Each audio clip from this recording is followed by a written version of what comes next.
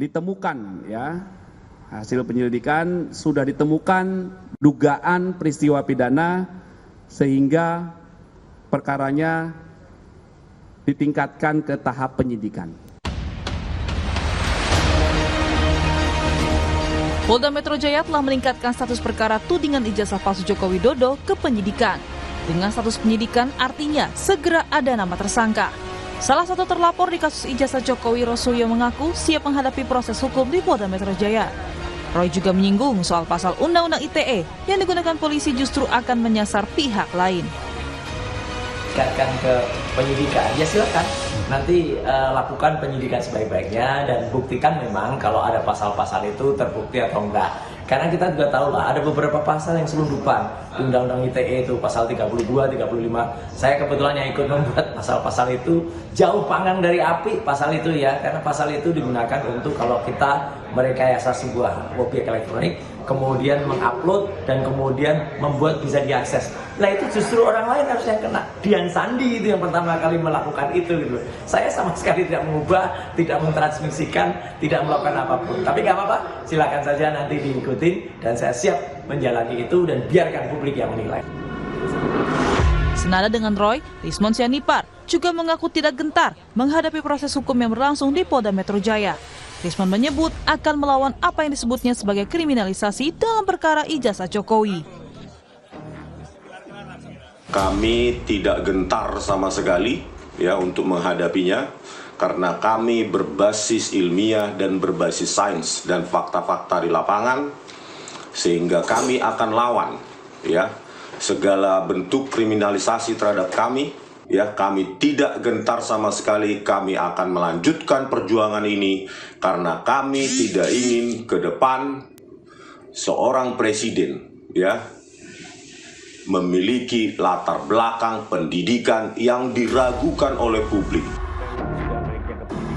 Sementara kuasa hukum Joko Widodo Rifai Kusumanegara bilang naiknya kasus ini ke penyidikan bahwa ada kebenaran yang dilaporkan Jokowi hingga mengandung unsur pidana.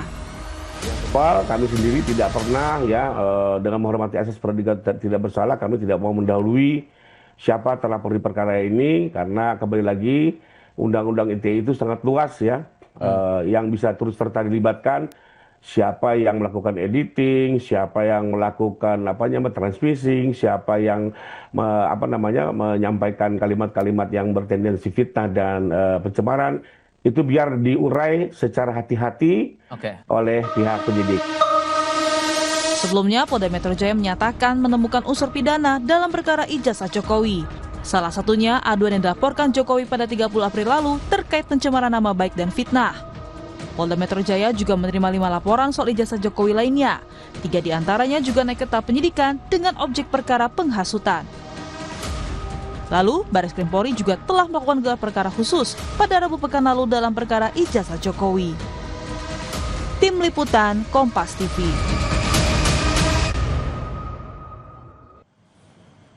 Saudara, perkara kasus ijazah palsu yang dilaporkan Presiden ke-7 Republik Indonesia Joko Widodo naik ke tahap penyidikan. Jokowi bilang ini menandakan adanya kebenaran atas laporannya. Di sisi lain, Roy Suryo CS tak gentar untuk menghadapi pemeriksaan di Polda Metro Jaya. Lalu siapakah yang dibidik polisi menjadi tersangka dalam kasus ini? Benarkah pasal dalam Undang-Undang ITE diklaim Roy Suryo CS dapat menyasar pihak lain? Kita bahas bersama sejumlah narasumber yang hadir melalui sambungan daring. Ada pakar hukum pidana Universitas Jenderal Sudirman, Prof. Hipnu Nugroho. Selamat pagi, Prof. Selamat pagi, Mas Mario, Mas Kusin. Ada juga kuasa hukum terlapor pihak Roy Suryo, yakni Ahmad Kozinudin. Selamat pagi, Bang Ahmad. Selamat pagi. Selamat pagi juga, Prof. Selamat pagi, Mas Mario, semuanya. Dan nanti akan segera bergabung kuasa hukum Jokowi, Rifai Kusumanegara.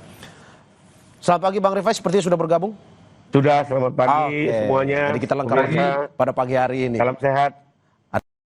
Ada Bang Rifai, Bang Ahmad dan juga Prof. Hipnu. Selamat pagi Bapak-Bapak, terima kasih sudah bergabung di dialog pagi pada hari ini. Prof. Hipnu, saya duluan ke Anda. Bagaimana Anda melihat bahwa sampai saat ini sudah naik penyidikan tapi belum ada tersangka nih, Prof? Ya, kan penyidikan itu kembali terminologi apa sih penyidikan? Ya. Penyidikan itu adalah serangkaian tindakan penyidik untuk mengumpulkan barang bukti guna menentukan tersangka. Ya. Nah, jadi tersangka terakhir. Oleh karena itu, saya kira Polda Metro Jaya mulai hari ini sudah harus mengumpulkan bukti-bukti. Apakah bukti itu bukti elektronik, bukti keterangan, bukti media, termasuk saksi-saksi yang kemarin di tingkat sidik dipanggil, Bang Roy CS, termasuk mungkin Pak Jokowi juga dipanggil kembali untuk pada tingkatan penyidikan. Lah, rangkaian tindakan penyidikan itu menentukan siapa tersangka. Ya. Yang membedakan gini Mas Mario, kalau ini delik aduan absolut, ya, itu sudah pasti ada tersangkanya karena menyeludup orang.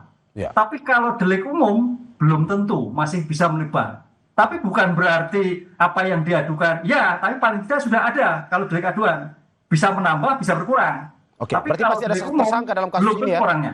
Dalam laporan ini pasti ada tersangka berarti menurut Anda ya? Ya, pengadu biasanya sudah dimintai. Siapa kira-kira yang jadikan, kan ada beritanya kan Ya. itu loh. Nah, itu untuk memudahkan. Itu yang membedakan delik umum dan delik aduan. Ya. Oke, dan dari terlapor yang ikuti rangkaian pemeriksaan kemarin, apakah peluang menjadi tersangka? Ya, itu tergantung dari bukti yang bukan. Makanya di sini nanti bukti-bukti itu berbicara bukti mengarah kepada siapa saja sih yang waktu itu memberikan suatu keterangan yang menyudutkan, yang memberikan berita bohong, yang dan sebagainya. Karena ini kan tindak pidana ini suatu, ya kalau dikatakan sebab akibat ya, sebab akibat dari dugaan kepalsuan, dugaan itu mengakibatkan adanya suatu pencemaran kan gitu. Jadi tidak bisa terpisahkan. Ini suatu rangkaian. Oleh karena itu perdebatannya kemarin Pak Ahmad Koizur kan, ini gelar perkara dulu, dari dulu diteruskan atau tidak tergantung. Ya. Ini suatu rangkaian. Walaupun suatu yang berbeda, tapi tidak bisa dipisahkan. Oleh karena itu mudah-mudahan nanti dalam hal penyidikan ini menjadikan terbuka semua, baik terhadap pencemaran termasuk ijazahnya diberikan dalam suatu pembuktian dalam pemeriksaan yang bersangkutan. Oke, saya ke Bang Ahmad. Klien Anda punya potensi untuk menjadi tersangka dalam kasus ini. Tanggapan Anda seperti apa? Ya, yang pertama memang proses penyelidikan ditingkatkan menjadi penyidikan itu kewenangan subjektif aparat penegak hukum dalam ini polisi di Polda Metro Jaya. Tapi tahapan proses dan prosedur dalam peningkatan penyelidikan menjadi peningkatan itu adalah suatu hal yang objektif yang bisa dinilai oleh para pihak termasuk kita semua rakyat Indonesia. Dan dalam konteks itulah saya menilai ini Polda kebelet ingin memenjarakan orang. Karena demikian, sebagaimana Prof. Ibnu tadi sampaikan bahwa kasus ini tidak bisa dilepaskan dengan dugaan ijazah palsu yang sudah dilakukan prosesnya di Barreskrim Mabes Polri. Dan terakhir, Barreskrim sedang mengadakan gelar perkara khusus oleh Biro Wasidik yang sampai hari ini belum diketahui hasilnya. Semestinya proses ini baru bisa dilanjutkan setelah tegas jelas ada hasil dari Barreskrim Mabes Polri tentang Biro Wasidik apa hasil dari gelar perkara khusus.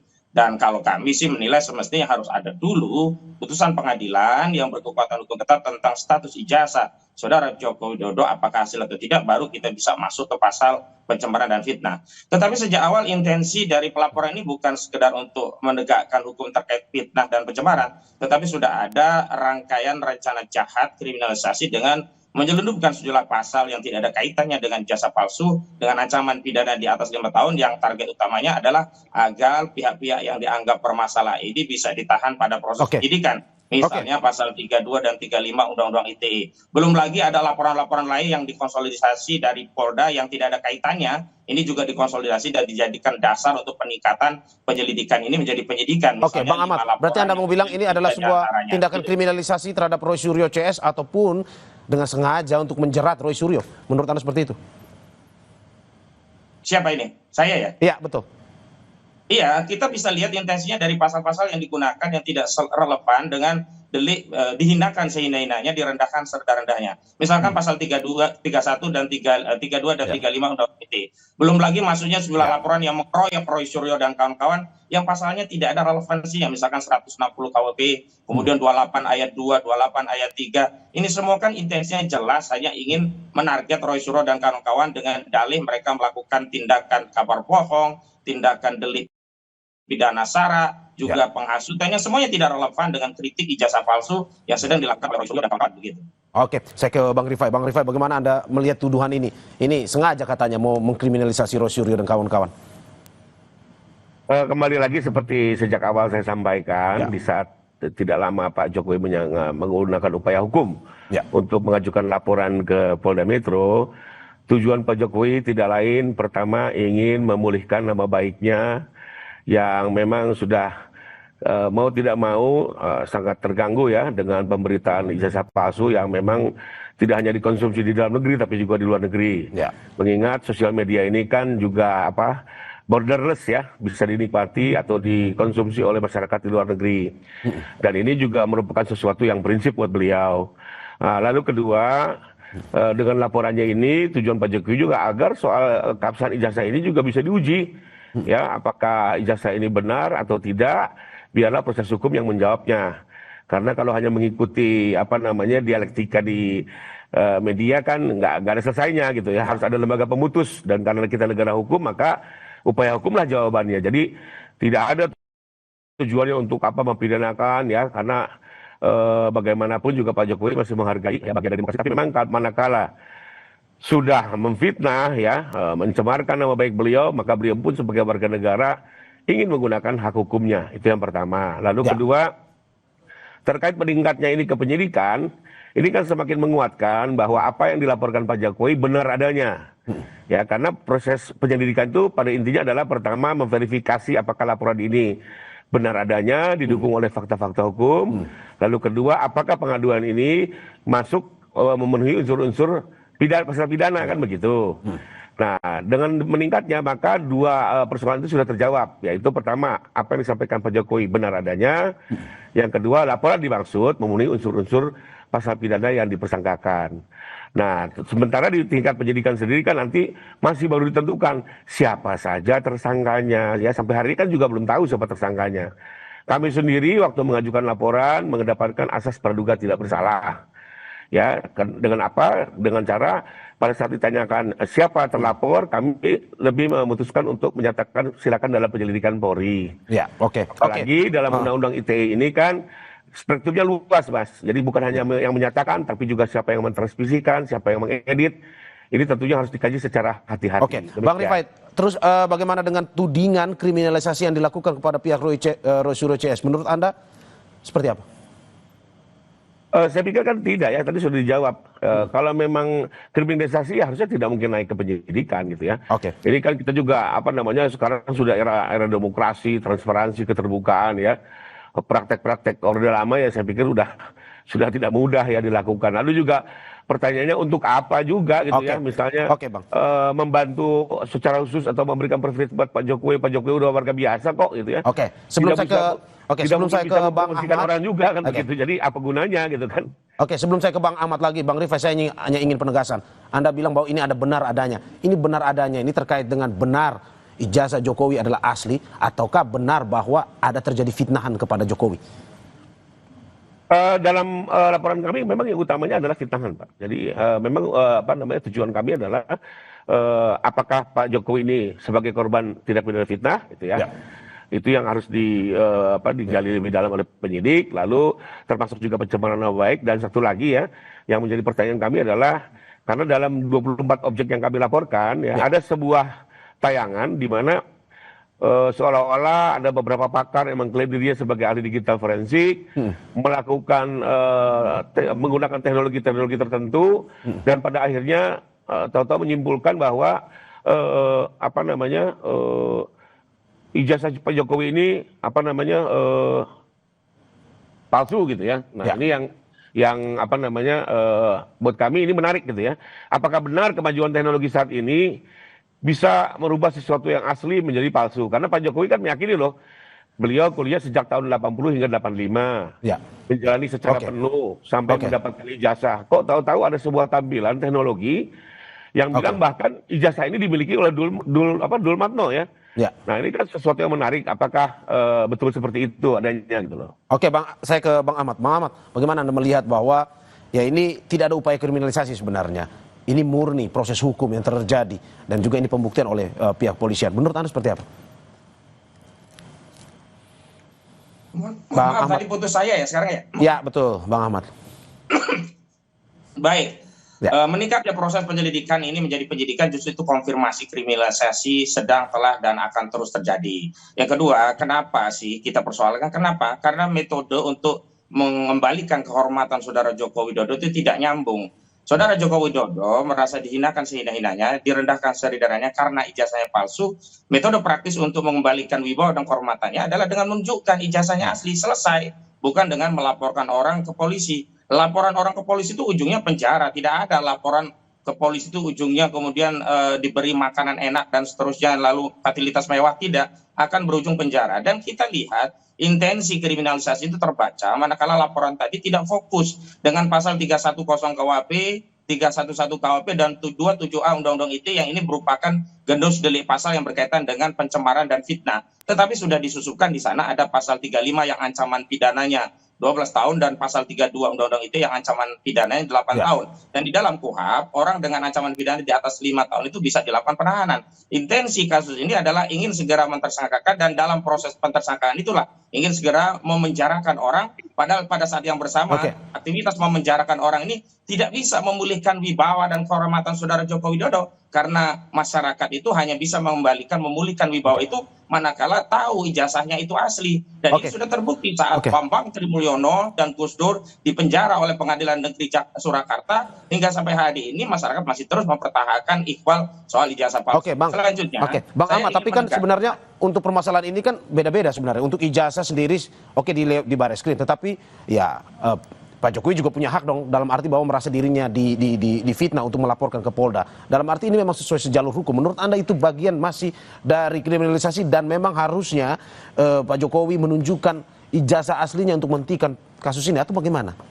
Justru kriminalisasi itu kan menjadikan suatu peristiwa yang bukan pidana kepada pidana melalui aparat penegak hukum dengan kekuasaan aparat penegak hukum. Kalau dulu era Orde Lama menggunakan kekuatan militer, yakni kekuatan tentara, era hari ini kriminalisasi era represi itu menggunakan aparat kepolisian dengan dalih penegakan hukum melalui sebuah peristiwa yang sebenarnya tidak ada kaitannya dengan peristiwa pidana, lalu kemudian dicari-cari masalah dan kemudian dijadikan peristiwa pidana. Dan hari ini terkonfirmasi. Yang kedua, tidak bisa dipisahkan antara Barreskrim Mabes Polri dengan Polda, karena sederhananya demikian. Orang dituduh memfitnah, ijazahnya palsu. Orang dituduh mencemarkan nama baik, ijazahnya palsu. Ya harus dibuktikan bahwa ijazah itu asli. Sepanjang ijazah ini belum dibuktikan asli, maka tidak bisa tuduhan itu dilanjutkan. Nah, tuduhan ijazah ini ya palsu itu bisa dihentikan manakala di Barreskrim dilanjutkan ke pengadilan, dan di pengadilan terdapat kekuatan putusan pengadilan menyatakan ijazah ini absah dan kemudian Jokowi dinyatakan tidak bersalah. Nah, dari putusan itulah baru bisa masuk kepada proses adanya dugaan tindakan fitnah dan juga pencemaran. Dan kalau kita kembalikan kepada dasar-dasar bukti terkait argumentasi ijazah ini bermasalah, kan sudah banyak disampaikan kepada publik tentang masalah-masalah yang ada pada ijazah ini, baik dokumen ijazah serta sejumlah riwayat pendidikan saudara Joko Widodo. Tetapi terkait ijazah ini asli belum pernah ditunjukkan, yang ada hanyalah testimoni yang kita butuhkan saat ini adalah keterangan, bukan keterangan testimoni, bukti. Dan bukti yang paling punya kekuatan dalam masalah ini adalah ijazah asli, dan itu harus ditunjukkan, dan ini yang tidak pernah dilakukan oleh saudara Joko Widodo. Saya ke Prof Ibnu, bagaimana Anda melihat bahwa apakah memang dari bukti-bukti yang diterima oleh polisi memang ini sudah masuk sebenarnya, udah cocok udah kuat untuk masuk ke tahap penyidikan? Karena dari Bang Ahmad, dari kuasa hukum Roy Suryo, mengatakan bahwa ini ijazahnya harus ketahuan asli dulu, tunjukin dulu, baru kita ngomong soal tahap penyidikan ini. Atau bagaimana menurut Anda, Prof Ibnu? Ya, bicara hukum harus ada ujungnya. Bicara hukum harus pada selesai. Litis finire opertek kan itu. Oleh karena itu, kayaknya ini bagian dari strategi Polda. Yang mungkin terlepas dari Mas Kausin kriminal tidak, tapi sebagai bentuk dinaikkan sebagai pencemaran, tapi juga nanti terkait dengan pembuktian keaslian. Ini yang menarik.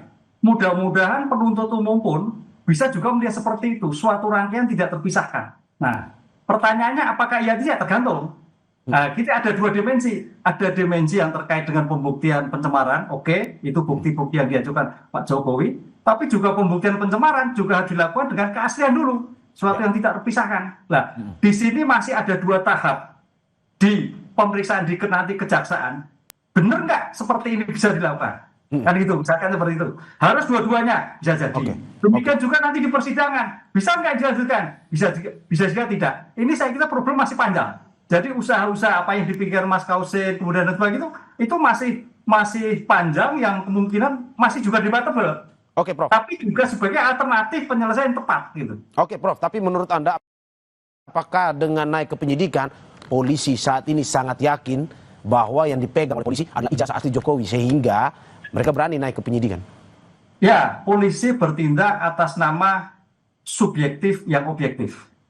Subjektif kaitannya mewakili negara, mewakili masyarakat, objektif hukumnya. Dalam hal sampai detik ini polisi subjektif bahwa ijazah itu asli. Karena berdasarkan gelar perkara. Walaupun tadi Mas Koso gelar perkara kedua harusnya segera disampaikan itu sebagai transparansi. Sudah ramai seperti itu nggak disampaikan. Berarti masih kita akui bahwa iya jelas itu masih asli. Kan itu. Nah, konsep asli itu makanya dinaikkan sebagai bentuk pencemaran nama baik. Itu yang tidak terpisahkan. Prof, kalau apakah tidak asli agak sulit. Dan apakah memang harus ditunjukkan ijazah ini ke publik? Nah, dalam hal kaitannya di pemeriksaan praadjudikasi, kaitannya dengan penyelidikan, bisa iya, bisa tidak. Tapi kalau sudah masuk adjudikasi, apalagi pemeriksaan persidangan, apalagi pemeriksaan di tingkat penyidikan, mau tidak mau harus diberikan. Karena itu bagian dari untuk membuktikan hak bahwa betul atau tidak, bahwa terhadap ijazah itu disepertikan. Karena objeknya ijazah sebetulnya. Ijazah berimplikasi pada pencemaran, berimplikasi pada berita bohong, berisi dan sebagainya, ini masalahnya. Lah, itu yang menjadikan objek primer dulu, yang kemudian saya kira nanti pasti Polri akan melihatkan di mana Pak Jokowi, diperlihatkan di sini kan. Anda mau bilang bahwa nanti di persidangan kita semua akan melihat, termasuk dengan tim Roy Suryo CS ini akan melihat ijazah asli Presiden Jokowi ya? Iya, apalagi di persidangan. Kan Pak Jokowi sudah menyampaikan, nanti bisa disampaikan itu. Saya ke Bang Rifai. Bang Rifai, bagaimana dengan tim kuasa hukum Pak Jokowi, apakah siap nantinya melihat keinginan publik, termasuk juga dari Roy Suryo CS ini, yang mengatakan bahwa harus tunjukin dong ijazahnya. Apakah dari pihak kuasa hukum siap untuk memperlihatkan secara luas, secara publik, ijazah asli Presiden ke-7 Republik Indonesia Joko Widodo? Tapi sebelum Anda menjawab, kita saksikan jeda berikut.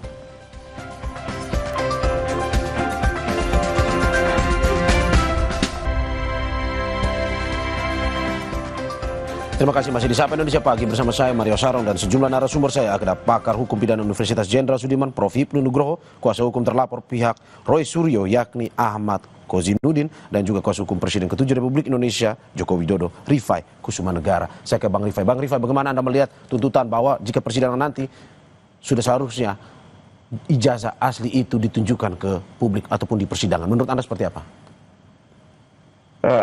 Pertama, sesuai apa yang pernah disampaikan oleh Pak Jokowi, ya bahkan di depan media secara langsung, bahwa tentunya manakala diminta dalam proses penegakan hukum, beliau akan menyerahkan, tidak hanya menunjukkan loh, menyerahkan ya kepada penegak hukum, baik ya, apakah diminta oleh polisi ataupun oleh hakim dalam persidangan.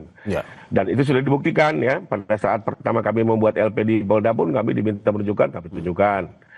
Lalu pada saat diperiksa sebagai terlapor di Barreskrim juga tidak hanya menunjukkan, kami menyerahkan, disimpan hampir 3 minggu lalu dilakukan lapor ya. Jadi pada intinya kita tentunya kooperatif dan siap terbuka. Bahkan juga pernah di kediaman beliau kan dengan beberapa media, wartawan media mainstream beliau berikan juga, beliau tunjukkan. Nah cuma memang intinya adalah ya beliau juga tidak mau seenaknya orang ngomong tunjukkan lalu tunjukkan gitu. Memang siapa gitu kan, gitu kan. Orang juga harus tahu diri gitu loh, dalam kepentingan apa, Anda siapa kan begitu. Tolong juga dilihat hubungan hukumnya kan begitu. Apalagi ada 2 undang-undang juga yang melindungi kami untuk tidak ada kewajiban hukum kami untuk sekedar menunjukkan siapapun diminta orang ya. Termasuk nanti dalam persidangan ya, manakala perkara Polda melaju, kalau tidak salah saya dapat info juga akan dilakukan lapor ulang ya. Dan tentunya kami akan serahkan, dan manakala nanti disita untuk ditunjukkan di sidang tidak ada masalah. Ya kami akan kooperatif ya. Lalu kedua, tadi saya mau komentar sedikit nih dari kuasa hukum TPAI terkait bahwa kriminalisasi. Menurut saya iya gitu ya, kalau Pak Jokowi dilaporkan itu bukan kriminalisasi. Tapi kalau Pak Jokowi melaporkan balik itu kriminalisasi. Menurut saya gini deh, kita kan sama-sama lah, ini negara hukum, kita kawal saja perkara ini masing-masing. Ya kita lakukan upaya hukum terbaik, baik dari segi penasihat hukum pelapor maupun terlapor. Kita gunakan hak hukum sebaik-baiknya, dan saya sendiri berharap persidangan ini nanti terbuka, fair trial ya, berimbang, dan bisa jadi pendidikan hukum buat masyarakat. Lebih kurang itu komentar saya. Oke, Bang Ahmad, bagaimana Anda melihat ini? Katanya kalau pas Presiden Jokowinya yang dilaporkan itu kriminalisasi, tapi kalau Presiden ke-7 Joko Widodo yang melaporkan, katanya itu kriminalisasi buat Roy Suryo CS. Ini tanggapan Anda seperti apa? Sederhana saja, kalau penyidik atau penegak hukum itu memproses dua laporan secara imbang, maka tidak ada kriminalisasi. Ini kan faktanya, Dumas TPUA, hanya Dumas loh tidak jadi LP, tidak diterima LP, itu tidak dilanjutkan, sementara Saudara Jokowi 30 April langsung menjadi LP dan sampai hari ini akhirnya ditingkatkan menjadi penyidikan. Itu satu soal menjadi parameter. Yang kedua, kalau kita mau fokus dulu soal ijazah ini asli atau tidak, itu kan ada 3 mekanisme. Melalui PT UN, melalui perdata, dan melalui pidana. Melalui PT UN tidak mungkin karena besikingnya sudah lewat 90 hari. Melalui perdata selalu saja ya di NU, dan kemarin di Surakarta akhirnya di NU, sehingga tidak bisa masuk untuk melihat ijazah karena apa? Dihentikan, belum sampai pokok perkaranya. Dan kalau melalui pidana, yang paling fair itu dengan pasal 263 KUHP. Dumas yang diajukan di Barreskrim, bukan melalui pasal fitnah dan pencemaran. Jadi tuntaskan dulu dugaan 263, kalau tidak terbukti Jokowi bebas, dan terbukti dalam pertimbangannya ditegaskan bahwa ijazah tersebut sah, tidak ada masalah, baru masuk ke pasal fitnah dengan modal putusan itu. Ini kan dipaksa, nggak seimbang. Kita diminta untuk membuktikan sesuatu, sementara kita menjadi terdakwanya nantinya. Kenapa? Karena untuk membuktikan ijazah dokumen asli itu bukan dalam konteks ya pasal 263 tentang dugaan pemalsuan dokumen, tapi dalam rangka untuk membuktikan 310 dan 311 KUHP. Dan di dalamnya juga memuat 32 Undang-Undang ITE, 35 Undang-Undang ITE, 160 KUHP, 28 ayat 2, 28 ayat 3 Undang-Undang ITE. Ini kan intensinya kelihatan jelas. Kalau tadi loh persoalannya hanya soal ingin mengembalikan marwah wibawa, ya udah nggak usah pakai pasal 35, 32. Fokus saja 311, 310. Kan itu laporan Saudara Jokowi. Ada pasal 35 yang ancamannya 12 tahun. Ada pasal 32 yang ancamannya 8 tahun. Ini kan intensinya jelas, mau menjarain orang. Kalau memang targetnya mau menjarain orang, itu kan sudah dilakukan juga terhadap Gus Dur. Dan persoalannya kan di Gus Dur, sidang selama 6 bulan saya hadir, itu ijazah kan juga nggak pernah dihadirkan gitu loh. Apakah iya sekarang mau memperlama persoalan ini kalau memang ada asli dengan menunjukkan ijazah, itu juga selesai dengan dalil tidak punya kewenangan dan sebagainya. Ada hubungan hukum warga negara dengan Presiden ke-7. Dia dulu itu pernah memegang jabatan sebagai kepala negara dan kepala pemerintahan selama 2 periode. Dan menjadi hak warga negara ingin tahu, bertanya, apakah presidenku punya ijazah asli atau sebaliknya? Memang ijazahnya palsu. Dan tinggal dijawab, ini loh rakyatku, aku dulu memimpinmu 10 tahun, ijazahku asli. Case close gitu loh. Gak perlu ada korban, gak ada yang perlu masuk penjara, gak perlu ada yang dihinakan seindah-indahnya, gak perlu ada yang direndahkan sedarkahnya. Sesimpel itu begitu loh. Oke, tapi kan memang sudah ada Mas Ahmad, disclaimer bahwa itu sudah ada Barreskrim bilang itu valid. Ini Polda pun begitu. Bagaimana Anda melihat ini? Bahwa ini sudah ada pernyataan dari satu institusi polisi yang menyatakan bahwa itu valid. Sepanjang tidak ada perdebatan sengketa terkait apakah absah atau tidak dokumen ini, sebenarnya otoritas UGM pun cukup. Tapi hari ini kan dipersoalkan. Kalau ada persoalan hukum, maka otoritas yang paling berwenang untuk menentukan satu sengketa antara para pihak ini ya putusan pengadilan. Dan ingat, putusan pengadilan itu tidak hanya putusan judek faksi tingkat pertama, tapi harus judek juris tingkat Mahkamah Agung. Artinya harus berdasarkan putusan pengadilan yang berkekuatan hukum tetap. Maka di situ tidak ada lagi perdebatan. Kalau hari ini, mohon maaf, kalau versi Barreskrim, dulu kasus Joshua Huta Barat versi Barreskrim seperti apa? Ternyata waktu diperiksa lebih lanjut berbeda. Dulu versi-versi penyidik dari kasus Vina Cirebon seperti apa? Ternyata kenyataannya berbeda. Karena itu hari ini kita tidak sedang mempersoalkan daripada kelembagaan dari institusi Polri, tetapi pada proses, tahapan, prosedur, serta berbagai tindakan institusi penegak hukum kita yang harus kita kontrol. Dan saya sekali lagi mau konfirmasi, memang Saudara Joko Widodo bukan lagi presiden hari ini. Tetapi naiknya kasus ini menjadi LP langsung diterima di 30 April, sementara Dumas nggak pernah naik-naik, lalu hari ini naik menjadi penyidikan, itu menjadi bukti bahwa Saudara Joko Widodo meskipun sudah purna tugas, tapi kekuasaannya masih melingkupi seluruh aparat. Karena itu saya tidak percaya kasus ini sebelum Kapolrinya diganti. Karena apa? Kapolrinya itu dulu yang melantik adalah Saudara Joko Widodo. Secara bahasa Jawa saja pasti bekewo, apalagi kalau sudah banyak hal-hal yang diberikan oleh Saudara Joko Widodo kepada Listio Sigit Prabowo. Karena itu, kalau ingin kepercayaan publik terhadap masalah ini bisa kredibel gitu ya, harusnya transparan. Nah, ini Polda mengulangi yang di Barreskrim ya, gelar perkara nggak ngajak para pihak saja dipersoalkan dengan gelar perkara khusus. Hari ini gelar perkara sepihak, kamu nggak pernah dilibatkan. Dan laporan awal Saudara Jokowi, ini buktinya cuma apa? Fotokopi. fotokopi, mana mungkin kemudian masyarakat melihat ini tidak ada kekuasaan yang bermain di sana. Soal bahwa ada bantahan-bantahan itu silakan saja, dan saya juga membalikan tafsiran tentang ada tidaknya kekuasaan bermain, ada tidaknya kriminalisasi dalam kasus ini kepada seluruh masyarakat. Demikian. Oke, Bang Rifai, bagaimana Anda melihat bahwa sebenarnya kalau dari kuasa hukum Roy Suryo dan teman-teman bilang ya sudah tunjukin saja ijazahnya, tidak perlu sampai melaporkan terkait dengan laporan teman-teman ini. Menurut Anda seperti apa? Ya, masalahnya kan tidak sesimpel itu. Contohnya, ya, kita lihat sendirilah UGM sendiri sebagai lembaga yang memiliki otoritas sudah memberikan statement resmi ya secara terbuka, ya bahkan disaksikan oleh teman-teman alumni gitu ya, sudah menjelaskan ijazah itu asli, kan tidak selesai gitu loh. Memang tujuannya kan bukan itu gitu ya, tidak hanya sekedar memverifikasi ya, tapi memang ini kan ingin terus diangkat menjadi isu politik ya. Dan kita sudah melihat itu ya, sekalipun kami orang hukum juga, tim kami juga ada tim politik juga yang memberikan masukan-masukan ya, tentunya tidak senaif itulah gitu ya. Kedua, pertanyaannya kalau ditunjukkan nih, apakah sekarang mata kita bisa melihat membuktikan ini asli atau tidak? Tentunya kan tidak kan. Kembali lagi apa? Laboratorium forensik yang menentukan. Ya, jadi ini sebenarnya kalau saya sih di awal dulu menyebutnya di jebakan Batman gitu ya.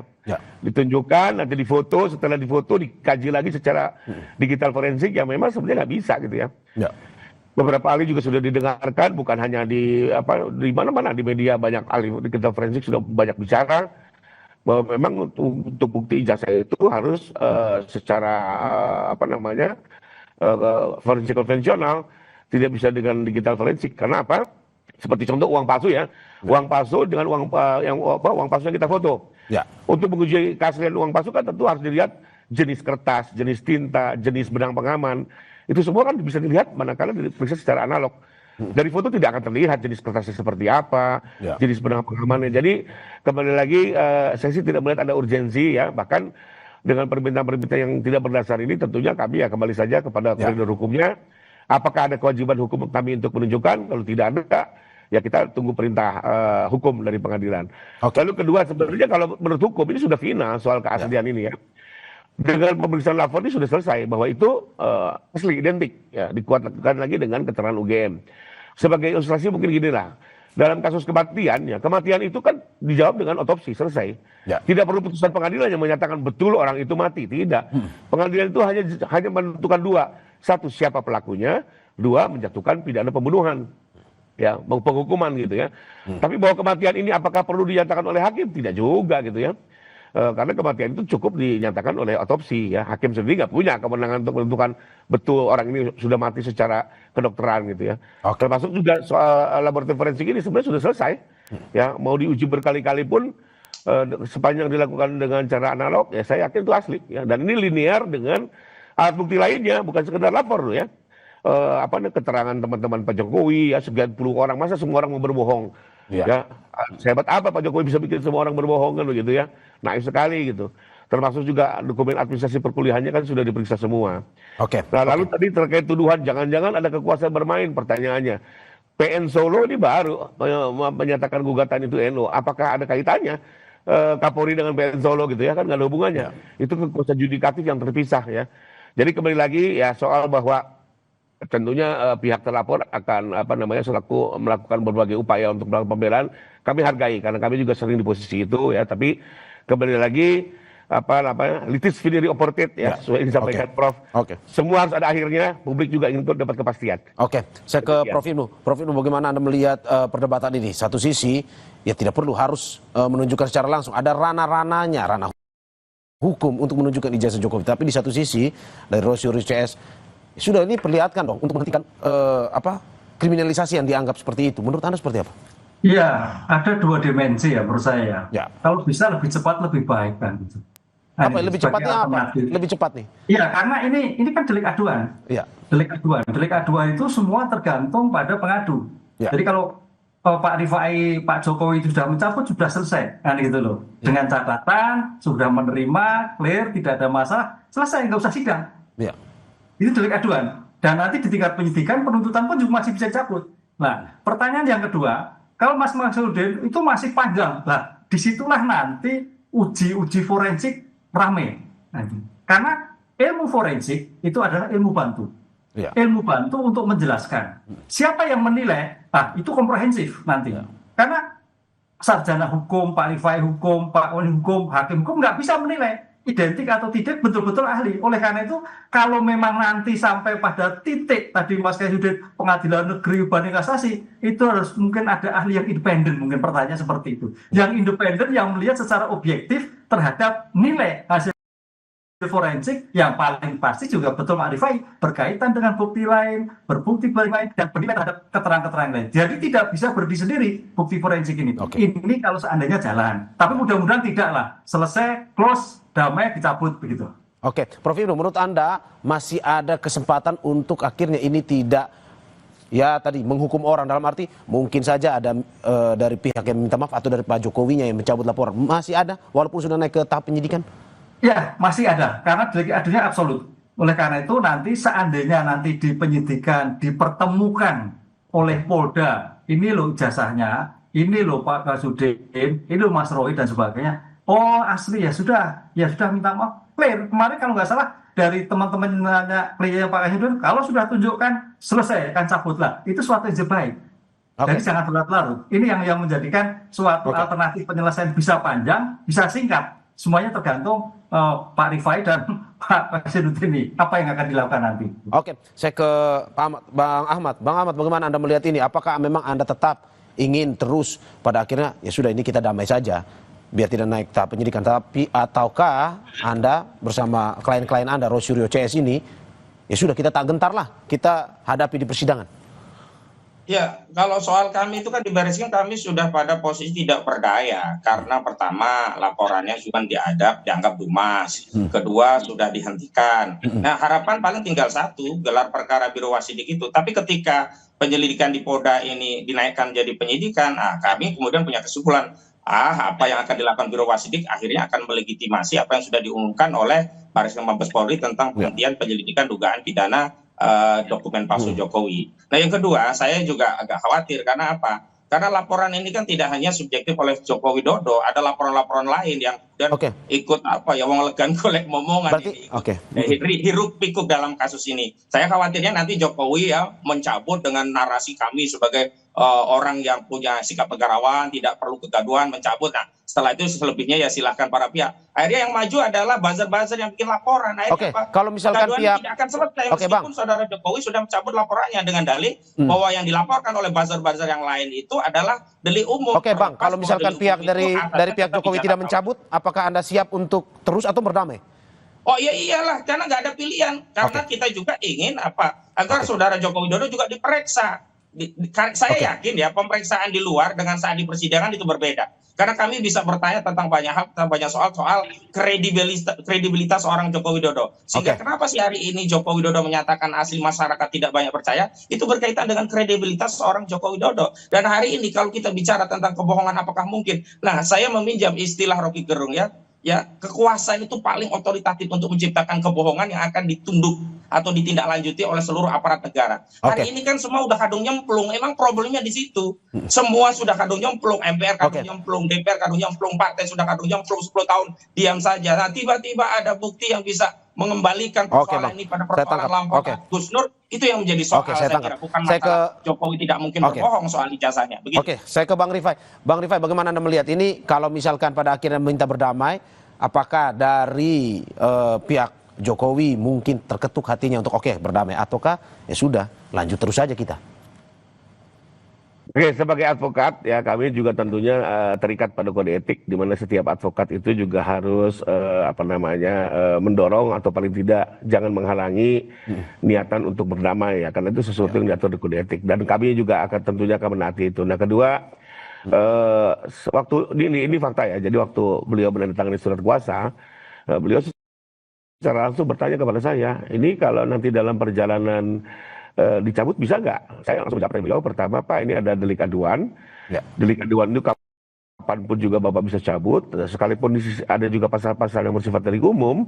Hari ini kita mengenal obstruction of justice ya, di mana bisa saja ini perkara dihentikan sepanjang disepakati oleh para pihak, karena itu syarat dari restoratif justice. Ya.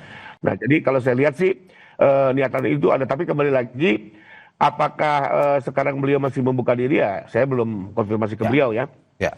Intinya sih waktu kemarin statement terakhir beliau kan sebenarnya dengan kata kasihan itu kan sebenarnya beliau sendiri juga tidak menginginkan, tapi karena ini terus ya tidak berhenti, karena kami juga sudah memberikan somasi terbuka 2 kali ya. Dan ya sekarang juga kalau kita lihat kan responnya bukan semakin baik ya, tapi semakin keras. Tapi ya kembali lagi lah. Berarti dari pihak ya. Oke Bang, berarti dari pihak dari Pak Jokowi sendiri sebenarnya ya mau berdamai sebenarnya, seperti yang Anda sampaikan tadi. Sempat bertanya itu faktanya di saat menantang surat kuasa ya, itu sekitar 3 bulan yang lalu ya. Lalu juga waktu itu kan silakan bikin dulu somasi terbuka. Mudah-mudahan berhenti Mas. Aku juga nggak mau hiruk pikuk gitu ya. Nah, tapi kenyataannya kan terus berjalan sehingga pada akhirnya beliau memutuskan untuk menggunakan upaya hukum. Tapi ya waktu menggunakan upaya hukum kembali lagi ada pertanyaan seperti itu. Ya saya kembalikan ke beliau lah, keputusan di tangan beliau. Kami sebagai advokat hanya bertindak untuk dan atas nama ya. Oke, kita tunggu terus perkembangan dari kasus ijazah Jokowi ini. Terima kasih pakar hukum pidana Universitas Jenderal Sudirman, Prof. Hipnu Nugroho, kuasa hukum terlapor pihak Roy Suryo yakni Ahmad Kozinudin, dan kuasa hukum Presiden ke-7 Republik Indonesia Joko Widodo, Rifai Kusumanegara. Terima kasih Bapak-bapak atas apa yang disampaikan. Terima kasih semua. Sehat-sehat selalu. Mas Ahmad. Ya, sama-sama Bang Rifai. Prof. Hipnu. Saudara kemana-mana, sampai Indonesia Pagi akan segera kembali dengan informasi lainnya. Salah satunya tim SAR gabungan menemukan dan merekam visual badan KMP Tunu Pratamajaya yang tenggelam di dasar laut Selat Bali. Seperti apa kapal yang ditemukan ini? Selengkapnya usai jeda.